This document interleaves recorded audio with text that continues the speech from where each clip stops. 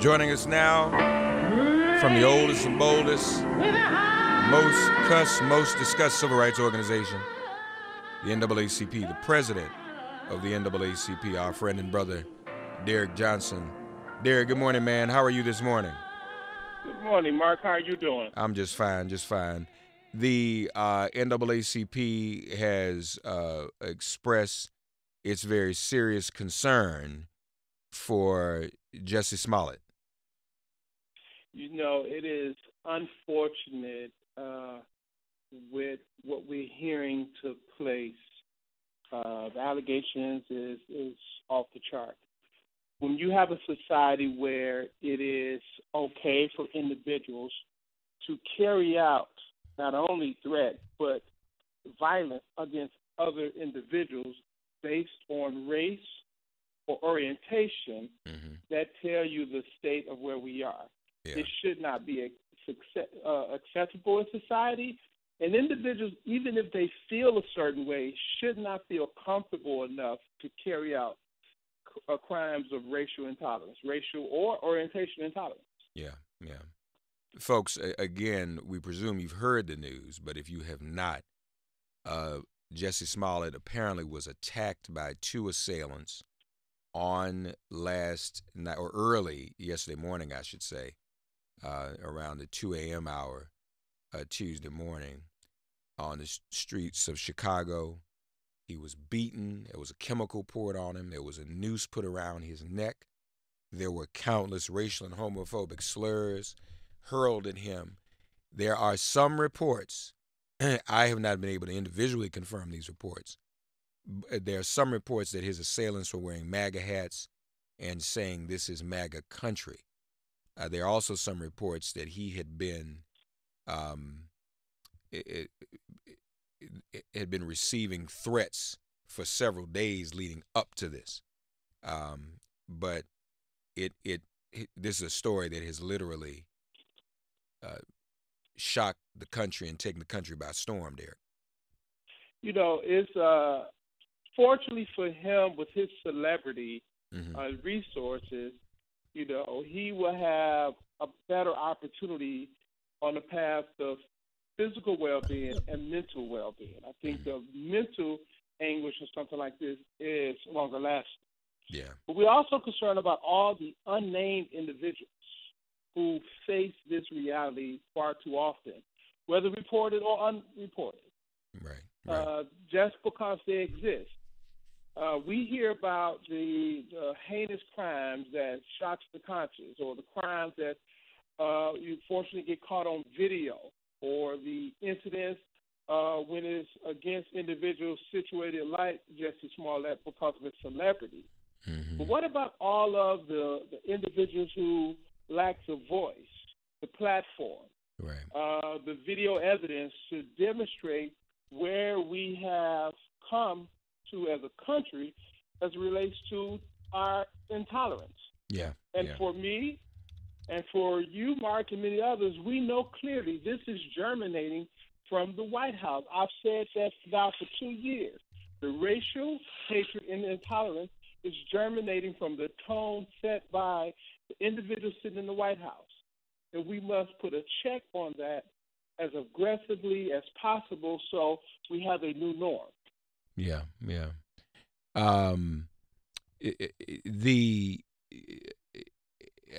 We can probably expect, if it is true, that these were some MAGA folk, they'll probably Trump will probably invite him to the White House, like he was threatening to do with the young man who was in the stare down and in the taunting and mockery of Nathan Phillips, our Native American brother.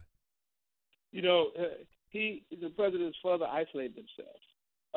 The debacle with the shutting down of the government over a border wall we neither need nor we should have wasted our resources on has created a problem.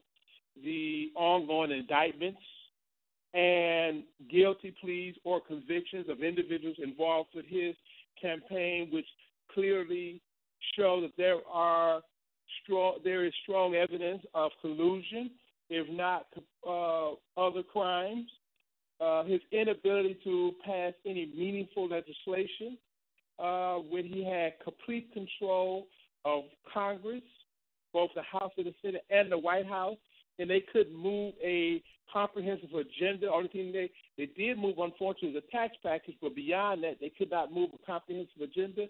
He's isolated, and he's consistently looking for divisive issues to generate energy around, because the more he sits in that seat and occupies that office, the bigger the reality that we're having as a nation. The majority of us is made up of African Americans and Latinos and Asians and women. The majority of us, the realization is coming full circle that we should not be victims of government. We need to own government, and we need to shape government to reflect the needs and interests of our respective communities, and that respective community vision should be a beloved community where we care for our elderly, where we're preparing our young people, and where we're protecting the rights of the disadvantaged.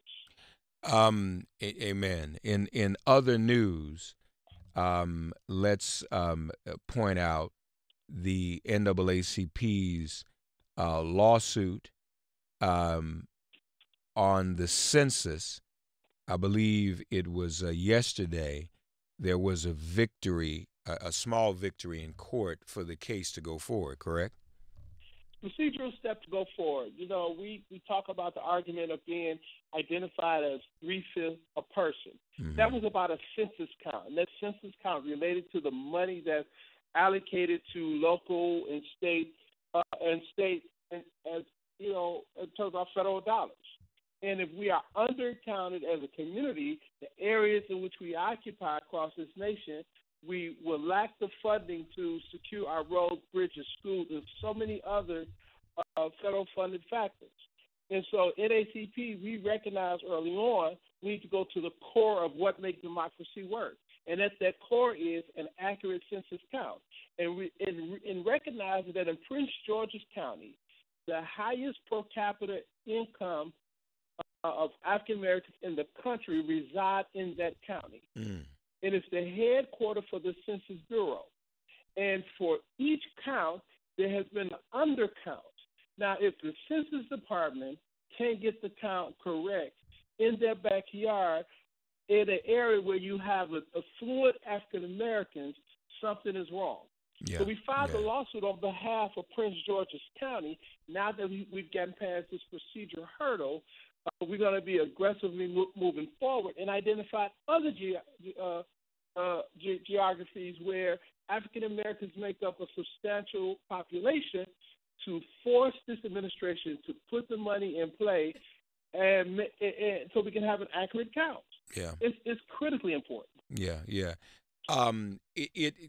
Derrick, maybe we ought to explain to our audience too why the Trump administration would not be interested or incentivized to have an accurate count.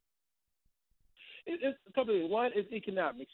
The question of that we must face as a nation, as we've been facing as a nation, is why the John Birch Society was even created, was around the tax policy. Who gets taxed? Who's not taxed? And what those tax dollars are spent on.